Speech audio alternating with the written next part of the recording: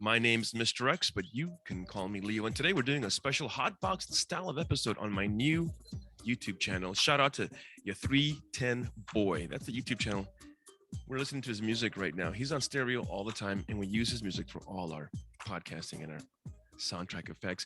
I want to welcome to our first official show. This gentleman is very special, all the way from New York. He made time for us today, the first official launching of this channel. So we're trying to do this professionally. He even dressed a special shirt. Please welcome to the show, Info Pete, aka Pete Ski from the Stereo app, mental wellness guru, a really good friend because he's the one of the few cats out that reached out on the Stereo app, and he just started calling me, and now we talk to each other offline and we text each other, and we're trying to coordinate some stuff for you guys. Pete Ski, aka Info Pete, the new name. I like that. Welcome to the show, buddy. Thank you, brother. Thank you so much. Thank you for the opportunity. The shirt I got today is antisocial, and I think you like it, and I hope you like it. Thank you so much, brother. All right. So tell me how you started your day today, because I was kind of worried we were going to catch you off guard. You're in New York. You're like in the middle of the day, noon, right? Yeah, yeah. I start off my day in bed, and I got texts, and then they lasted for quite a bit. And then I was like, I have a podcast I'm gonna do. And then I kind of waited to the very last moment and kind of put everything together. So just basically networking with the world, that's pretty much it. Nothing too big. How about you, brother? Well, I got up early this morning and tried to get all this equipment set up because I'm not in my regular studio. I've been doing the full time dad thing for summer. My son's games, his league is going to end in 2 days, so I'll be going back to my studio after that. But just kind of learning to adjust and be flexible. Pete, I wanted to ask you a question because you served, and when we got to know each other, I was like, man, you're a pretty humble guy because you rarely bring it up. So first thing off, bro, I want to say thank you for your service. Man, you're welcome, brother. And thank Like, you so much for acknowledging that. and the second thing I want to say is I invited you on here because Dennis and I, aka Nutty or Nyasa now, we've been talking about, what is it to be an American? When COVID hit, I wasn't sure. And then when George Floyd was murdered, I felt compelled, like I have to find out because I didn't feel like an American anymore. I took some road trips, got on stereo, been doing some stage work, been doing some public work and entertaining work, and I got to meet you. And I thought, you know what? Info Pete would be a really good information source to find out how do you feel, brother, about that? Like, what comes to your mind when I ask you Yeah, the being and American? that's a great question. I serve. I'm a disabled veteran. I'm not gonna compare my service to measure my veteran kind of status. America, there's so much going on, so much confusion, so much discussion where it doesn't go in the same direction. We're not moving forward. We either stay stagnant or we take a step back. So to be American is deal with the actuality, the reality of what you perceive America is. More than anything else, what I do love and the reason why I serve is that in the time of crisis, we are all Americans because they're attacking us. They're taking from our families, our fortunes, our lives, our standards of living. So which impacts all our cost of living. So to be American is to acknowledge oneself and also see where you fit and hopefully help others be better than what they were yesterday.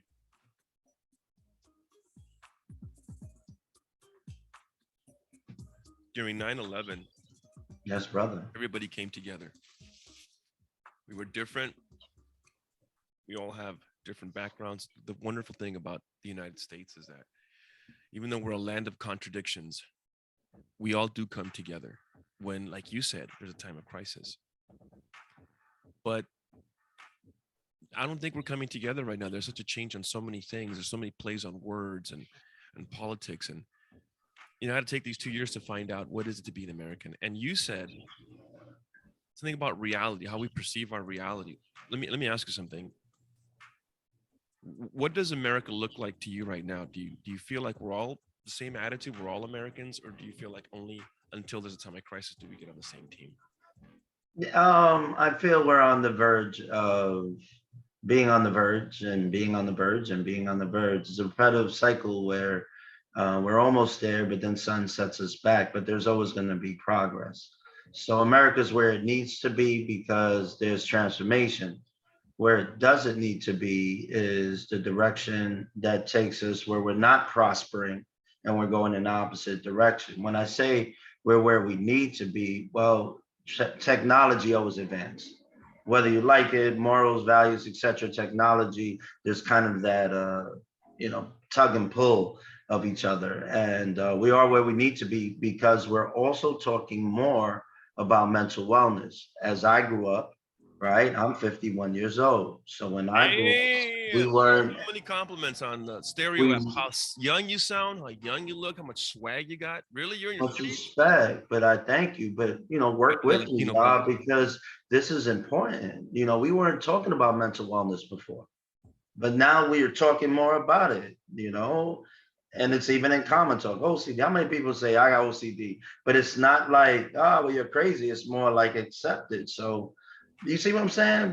It's an ugly progression, but at least we're talking more. Is basically what I'm saying. Communicating more. And I was really impressed when I first met you, Pete. You were Thank you, talking sir. about doing work in Ghana, and you are a very enthusiastic advocate to make changes or improvements in Africa. You want to go ahead and talk a little bit about your Wow, man. I mean, now you're gonna make me cry, brother, because this whole thing, Peace Ski and the other social media apps, my name is different, is because I'm a father. So as a father, I have a responsibility to help. Not even as a father, I want to make the world so beautiful for my daughters as they grow up and go into whatever. I mean, obviously it's impossible, but I have a responsibility to not only her but all children, all parents, all people to continue to discuss mental wellness. So what's one of the biggest ways I can do it? Well, when I started this whole social media thing, it's two places, Africa and Puerto Rico. Yo soy Boricua. I'm Puerto Rican. I'm a Puerto Rican man. Maybe even the invisible man in America. Do you have Latino friends? Do you speak Spanish? Do you know Brujeria, Santeria, or Bochinche? See, these basic conversations, me as a Puerto Rican man, I bring more to life. But the thing is, I speak English. So, with all that being said, I want to take my skills and my abilities to moderate an emotional support group and take it to Africa. and so what's going on in Puerto Rico? I was pretty bummed out when they were hit and devastated by that storm, but yet we rarely see any footage of what's going on over there. Well, my What's tia from Fajardo, she made it. I didn't hear from her for a while, but it's rough, bro. I mean, whenever you talk Puerto Rico, you're like, I don't know, right? Isn't that basically? What do you feel? You hear Puerto Rico, it's like, I don't know. What kind of vibe do you get when you hear the word Puerto Rico? What's the energy like for so you? if you hear the word Puerto Rico in the 70s and 80s, there were a lot of Puerto Rican jokes, derogatory Uh, jokes, right? In on the East Coast. But if you hear the word Puerto Rico on the West Coast, people talking about vacations, tourist attraction, and I have friends that actually spent New Year's Eve and Christmas there like 5 years ago, and they loved it. That's the two ends of the spectrum that I hear. We don't hear about citizenship. We don't hear about being included in the union. We don't hear about the tax breaks. We don't hear about how they're trying to get a senator. And they can't vote. As far as I check, you can live in Puerto Rico, but you can't vote. It's a weird structure over this. We really don't hear a lot about Puerto Rico. I think. well, well, let me say this, and excuse me to interject. I'm Sure. Puerto Rican. I can do better. My Spanish can be better. My salsa could be better. I do critique Puerto Rico pretty hard, but on the same note, I have to contribute. So when you speak about Nigeria, basically what I'm doing is developing and bringing more resources, more things. So when it's time to, as I am developing my Spanish, come home and just, this is what I can offer. That's my land. That's who I am, bro. It's deep like that because I can't say I know anybody or a lot of people out there, even though I do know, I know better. I'm Puerto Rican. I could say it's type die for your country. There's a lot I can offer, and I am developing to offer Puerto Rico, and I'm coming, and we coming because Latinos, yo, it's deeper. You understand what I'm saying, brother? It's deeper when you speak Latinos and Bro, Puerto Rican because I have so much feelings for that, men and women you that. nosotros Latinos, where are we, yo? There's 48 countries, 54 million Latinos in the United States, and we're all about vanity. And what I think that, what do you think the vibe of Latinos are? And thank you for this platform because I'm passionate and I want to have the conversation with fellow Latinos. ¿Qué está pasando? ¿Qué Dale, papi, está dale, dale. pasando? I'm telling Tú you, sabes. you're getting all Sí, worked ¿qué up. está pasando? Dime. Come on, man. We Vamos got a mi Mexican family over gente. here. Listen, Yeah, Peruvian family over here. Ecuadorian family. What's how up, come brothers and sisters? Let's every get time it. every time you and Let's I get talk, it. you always go out of your way to make sure that we No, I love support Mexicans, Latino, yo, with my heart. It's the most Latino. kindest people I've ever met. Sorry to throw And the that back latest there. thing is Latinx. And I don't know what the hell that is. I never use it. No, I never a hear people Latinx is around me just use it. I'm sorry, brother. I'm What's talking going to on? you. Is it Latino, Latin, Latino? It's fair. Latin? It's fair. What are No, we it's doing now? fair. Brother, it's fair. For any of you who are discouraged by Latinx and see Latinx or feel opposed or whatever, basically it's Latin and you're taking out the gender of male or female. That's why the X is Oh, there, from my understanding. But listen to this. I don't even know It that. still gives you the opportunity, and this is the deep part I get about it, to take out the labels and all that and the titles and be you. That's my understanding. But we're not conversating like that. We're looking at titles as we look as everything else, deities and everything else.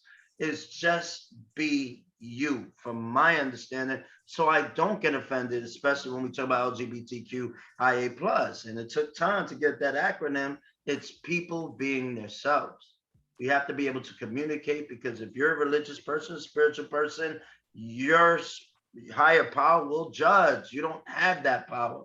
So either we, How do you feel about that, Pete? be friends. I'm sorry, brother. How do you feel about that? To me, the impression that I just got is that we have to have the letter X after the word or term Latin, so we can let people know that I don't want you to judge me. I want you to know that I want you to profile me as Latin because I'm telling you I'm Latin. But I'm going to put the X on the end so you don't judge my gender. I could care less. I mean, I don't. I'm an American. If you look at me and you ask me what I am, where are you from? I'm from here, motherfucker. I'm an American. But if you ask me, where were your family originally from? Well, motherfucker, my ancestors were here 2,000 years ago before you guys got here. So the border just moved. I mean, we're not going to go in circles anymore. I don't want to go in circles. Like, we're all Americans. And if you don't look at me like that, then I'm just moving on, because there's two types of Americans: racist Americans or ignorant Americans. And then the rest of us just want to get on the same team. And I'm only talking like this because Officer Real Talk All Day, shout out. He used to be known as Professor Real Talk All Day. Before that, he was known as Mr. Real Talk All Day. But he finally got to officer. I've been waiting for him to do that. He's back on stereo. I would love for you to talk to him, Pete. But he's the one that got me thinking like this. Like, we're all on the same team. But why is it? Why is it important for people to let me know that not only are they Latin, but I don't want to think of their gender automatically because there's an X behind? Help me understand that. I think for me, it goes back to Black Lives Matter. Well, there was Black Lives Matter, and I'm just saying Black Lives Matter. And from what I understand, all lives matters, blue lives matter. You're really poking fun at the point that Black Lives Matter. It's never misunderstood that all lives matter, but Black Lives Matter. On the same note, when you talk about we're all on the same team and we're all together, well, then acknowledge the glass ceiling, the glass ceiling for women trying to move forward, right? Trying to get ahead in corporate America. The same thing we're probably actually supporting right now, doing such a great podcast, right? Or no, not right or wrong. We're So talking. when you talk about We're talking. we're all on the same team and we're together, we'll acknowledge the problems. And not only acknowledge the problems, do, unlike most philanthropists, work on the solution. Mm, mm. Mm. You feel me, brother? Maybe not, but that's where I am with that. That's why, we have to acknowledge the problems. So you want to break down your question, you have to look within and see what's actually happening, how people are offended, how people are reacting, what's on the comments, what's on the post, not just the story. So right now we're listening to a soundtrack, everybody talking about you. It's an instrumental as usual from your 310 boy. I want to give him a shout out all the time because I like to use his music on my podcast and on my shows, and he's on stereo a lot. Real cool cat to talk to. I think he's from Compton. Pete, you said to me some things a little while ago, and it actually influenced how I want to shape my comedy. And you mentioned it right now. You You said that we have to check into other people's feelings or their reactions or what are they coming up with? Why is that important? Because Well, it's they're known the that older people really consumer. don't care for Sorry, younger brother. people, and we might need to change up. But go ahead. No, they're the consumer. I mean, I thought about it. I was like, wow, I want to go out. I want to take my woman. I want to go out and have fun. I want to sit, wherever I want to sit. I want to buy a nice drink and I want to laugh. And then I start thinking of Dean Martin. I start thinking of comics like that. And then I say, wow, so to go to a comedy show, it's about embarrassing others and making others feel bad. Like the Nutty Professor. Yeah, and I get it. It's reality, and reality's funny and this and that. But It's kind the of fact bullying, there, isn't the it? person, they may laugh at themselves, and laughing at yourself is healthy. I get it. But if that's the common theme of just making people happy, making other people feel bad or talking about them, it's kind of like a Clockwork Orange kind of flow mentality. Oh, I like that reference to Clockwork Orange. For you young kids who don't know what that is, you got to check that movie out. It's actually ahead of its time. Well, I wouldn't say kids in Clockwork Orange. I'd be careful with that. No, for you That's a kids, kids yeah, or you younger movie. people who don't know, like anybody to me, we're 21. Yeah. Like you're 21 to 39, you're a kid to me. Yeah, My yeah, I kids hear are as you, old as brother. you. Check out that movie number one. Number two, you Yes, had a sir. really good point there.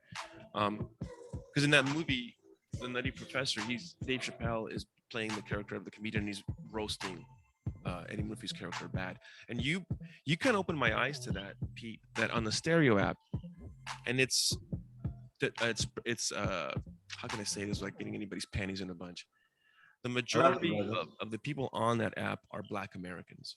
And I thought to myself, I don't have any Black American friends. I think just one, because where I live, there aren't any. I mean, I've been here for almost 30 years, bro. I rarely see a Black American. And if I do, it's like passing by, like they're leaving time. It's strange because in Southern California, literally 10 miles up the street, it's LA. And anyway, I started thinking, you know what? That's right. I need to understand what my Black brothers are going through. So I've been going on Stereo and listening to them. But I find out that Black comedians can get away with roasting people bad, maybe even being a bully, and the rest of us comedians cannot. Is that an observation that only I'm making? Or is it an observation that no one else is making? Or have you noticed that? Like, even if you go to Stereo, when people roast each other, they'll be like, he been looking like some fat ass, his mama got him. So, I mean, they go old school. And I'm like, I think that's hilarious. But we're trying to go new school and not hurt people's feelings by using their physical appearance to degrade them. But I don't see the Black community doing that, bro. I see them doing it old school, like Richard Pryor, like Eddie Murphy. Stuff Yeah, that you hear them talk about now, it's offensive. Where are you at with all that? Am I yeah. off my rocker here? It's a reflection. I grew up in the projects. I lived in the projects 20 years. We used to snap on each other, cut each other up. I remember one day I came out and my friend said, "Yo, I see your mother on 42nd Street selling loose Tic Tacs, butt naked." I went back home. I actually went back home. I was like, I'm not gonna be out here and get roasted in front of everybody. So it's cruel and it's mean out there.